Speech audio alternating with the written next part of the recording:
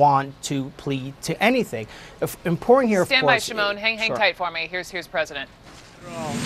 Not at all. We've let our position be known, and we're not happy about it. What will the response be? What will the response be? Migrants to the border. Have you reached a deal with Mexico to hold migrants to the border? Well, Mexico wants to see if they can get it straightened out, but we've, during certain times, as you know, closed the border.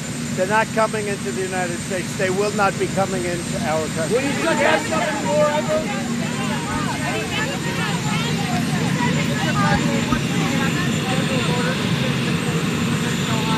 Well, we don't like it. I believe they'll be opening up something else, and I was very tough. I spoke with her when I heard they were closing, and I said, you know, this country's done a lot for General Motors. You better get back in there soon. That's Ohio, and you better get back in there soon. So we have a lot of pressure on them. You have senators, you have a lot of other people, a lot of pressure. They say the Chevy Cruze is not selling well. I say, well, then get a car that is selling well and put it back in. So I think you're going to see something else happen there, but I'm not happy about it. Their car is not selling well, so they'll put something else. I have no doubt that in a not too distant future, they'll put something else. They better put something else in. John, go ahead. I've seen it. I've read some of it, and it's fine. Yeah, I don't believe it. No, I don't believe it. And here's the other thing. You're going to have China and Japan and all of Asia and all of these other countries, you know, addresses our country. Right now, we're at the cleanest we've ever been, and that's very important to me. But if we're clean, but every other place on earth is dirty, that's not so good. So I want clean air, I want clean water, very important. Mr. President, two questions for you, sir. Are you comfortable tear gassing children like what we saw before? They're not, as you know, they're not.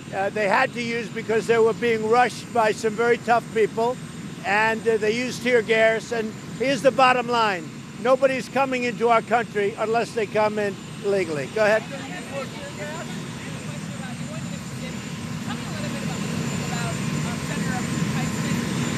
Well, I know her, and I know she apologized and she misspoke, but I will tell you this, I've known her for a period of time now as a senator. She's been an excellent senator. She's done a great job. She's somebody that's respected in the Senate, and I'm going there. I'm going to make, I guess, 2 rallies on top of everything else. So we're going to do 2, and I hope you're all coming. Have you talked to her specifically about her comments? I have. She felt very badly. She certainly didn't mean that. And, you know, it was taken a certain way, but she certainly didn't mean it.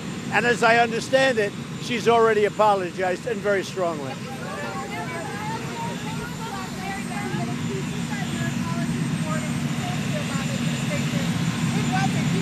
Say it again, what?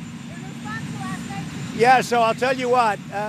Obama had a separation policy. We all had the same policy. I tried to do it differently. But Obama had a separation policy, but people don't like to talk about that. What's the reaction to the Brexit deal that the EU and Britain have done? Sounds like a great deal for the EU, and I think we have to do this. I think we have to take a look at seriously whether or not the UK is allowed to trade, because, you know, right now, if you look at the deal, they may not be able to trade with us, and that wouldn't be a good thing. I don't think they meant that. I don't think that the Prime Minister meant that, and hopefully she'll be able to do something about that. But right now, as the deal stands, they may not be able to trade with the U.S., and I don't think they want that at all. That would be a very big negative for the deal. We do not like what's happening either way. We don't like what's happening, and hopefully it'll get straightened out. I know Europe is not. They are not thrilled. They're working on it too. We're all working on it together. We don't use it. I did. I spoke to her and I expressed the fact that I am not happy with what she did. You know, the United States saved General Motors, and for her to take that company out of Ohio is not good. I think she's going to put something back in soon. That car is not selling. It's a Cruze, Chevy Cruze. It's not selling, but hopefully she's going to come back and she's going to put something. But I told her I'm not happy about it. Tariff, or did she tell you why? No, not tariffs. That had nothing to do with tariffs. She said the car was not selling. Are you looking forward to a deal with Xi Jinping this week in Argentina? We're all going to go down and cover you down there. Are you going to make a deal, do you think? Which one? With China? With Xi Jinping of China? I mean, it could happen. We have a good relationship. What do you think? Here's what the bottom line is. China has to treat us fairly. They haven't been. They have to treat us fairly. Has everyone given away information on the Mueller investigation? All right, so the president is off next to Mississippi to go stump for Senator Cindy Hyde-Smith, who has made some controversial comments and ties to the supporting Confederacy, and we'll get into his comments on her in just a second. But as we watch him board Marine One, Gloria Borger, let me bring you in because he talked about Cindy Hyde-Smith. He talked about what happened at the border over the weekend, but he also talked about that climate change report, right? So this hugely significant climate change report essentially gets dumped Friday afternoon, right after Thanksgiving and into the weekend. So for all the people who were paying attention, it sort of slid on in. But when he was asked about it, he says, "I've seen it, I've read it, I don't believe it." Keeping in mind, 13 federal agencies were involved in the report, 300 scientists. I don't believe it, says the president. What do you make of that? And well, don't forget, it's his own government that is issuing commissioned the report. This report, right? And he may believe it's the deep state. The White House put out a statement today, and the interesting part of their statement is it says that to better assess the potential future effects of climate change, we need to focus on improving the transparency and accuracy of our modeling and projections. So what that says to me is what Donald Trump just said, which is maybe we weren't so accurate. Maybe we didn't model it the right way. Maybe all these agencies are completely wrong. I mean, it's very hard, in case you hadn't noticed, to talk Donald Trump out of a point of view. After all, he did withdraw from the Paris Accords, the climate change accords. And so he is sort of stuck out there alone on this and is not giving an inch. As he was being asked about it, it was kind of coming out of some of the questions about the news with GM and the slashing of 15% of the salaried workforce, which segued into specifically when he said, "I don't believe it," that was specifically talking about the economic impact, right? The shrinking of the GDP by 10% is when he said, "I don't believe it." Right. He clearly thinks it's overwritten. He clearly thinks it's overwritten to distress people into doing things they should not be able to do. And then, of course, made his usual case, which he does with everything, which is about the burden sharing. He's made that with NATO. He said, well, we're as clean as we've ever been, but what about China? What about Japan, et cetera, et cetera? If we're clean, where are they? And one thing I want to add, Brooke, that really struck me is the way he seemed to be threatening GM. Which is about the Chevy Cruze with the car. About the Chevy Cruze. They better put something else in there. Yeah. They better do that. I'm not happy. They better do that. And then at one point he said, that's Ohio. We know what Ohio is. Ohio is the only state during the midterms that Donald Trump actually remained doing well in. Big red, big important state for him. And he kept saying, they're under a lot of pressure. And who are they getting the pressure from?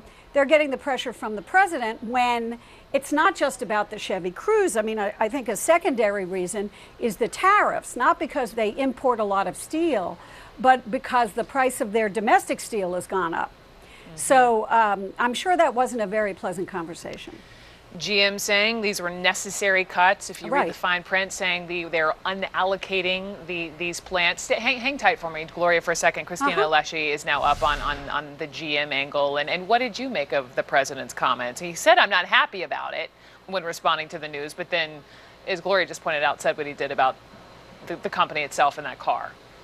It's interesting to see him trying to pressure the company into making what may be a decision that's just clearly against every economic model. When you talk to most analysts in the auto industry, they'll tell you that the U.S. consumer just isn't buying small cars in the way that they used to, in the numbers that they used to. So these companies, and GM isn't alone, are taking that production closer to the consumer in other countries where the growth is for those small cars, and they're reinventing themselves and putting more innovation and energy behind driverless cars. And there isn't a certain, the fact that the president is out there trying to pressure the company to make a decision that doesn't make sense for its bottom line and for shareholders and for the future is just another point to see, another example of how he kind of doesn't understand what the fundamental problem here.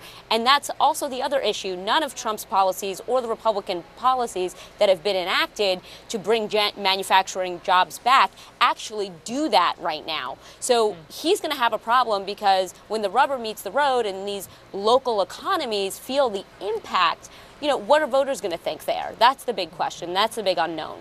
Exactly, considering how well he did in 2016, specifically in Ohio and Michigan, and how this may affect voters come 2020. Sure. Christina, thank you very much.